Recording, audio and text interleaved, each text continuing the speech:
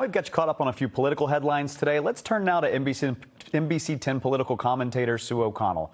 This is my favorite game to play, Sue. Okay. Let's promote you to independent campaign manager. I'm ready. If you were planning the final weekend for each campaign, where are you sending each candidate and what are you telling them to focus on as they head into Tuesday? Well, they have to stay in the battleground states. That's obvious. But there are only two issues at this point in the race.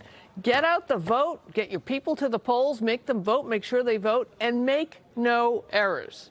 There should be no more new closing arguments. Now, Harris seems to be following the plan. Now, President Joe Biden's gaffe and the comments from Mark Cuban that you may have read about, they're not great.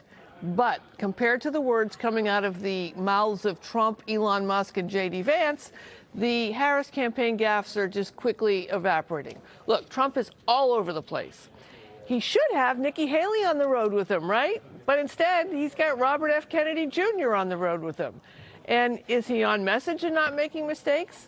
Well, those remarks he made last night in Arizona, the Attorney General of Arizona says she's going to investigate whether Trump violated state law by making, quote, a death threat against former GOP Representative Liz Cheney.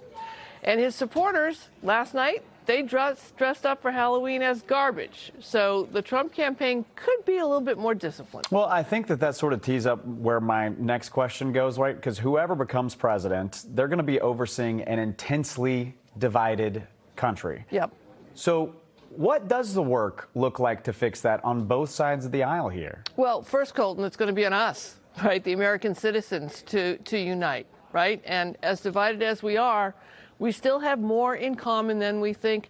When we look at polls and talk to people, the issues that we say divide us, we actually share some ideas for common solutions and common fixes for them.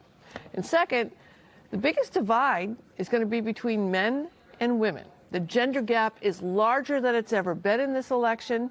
And the question is, will American men and American women overcome their political differences after the election? I guess we're going to have to wait and see. And I think that goes back to your point about Trump and Nikki Haley and why he hasn't tapped in Nikki Haley to get women voters out there. Listen, every time a new presidential election rolls around, campaigns, they find new ways to sort of operate. I've been wanting to ask you this. What are some of the new things that we have seen in this election cycle from both Harris and Trump that they have tried this year that you think that we are going to see in elections in the future? That's a great question. I'm old enough to remember when Obama using email was revolutionary. Okay, first, niche podcasts or big podcasts. Obviously, they are now worth doing and may, in fact, be a necessary part of the media plan, as is youth-oriented, meme-ready social media messages.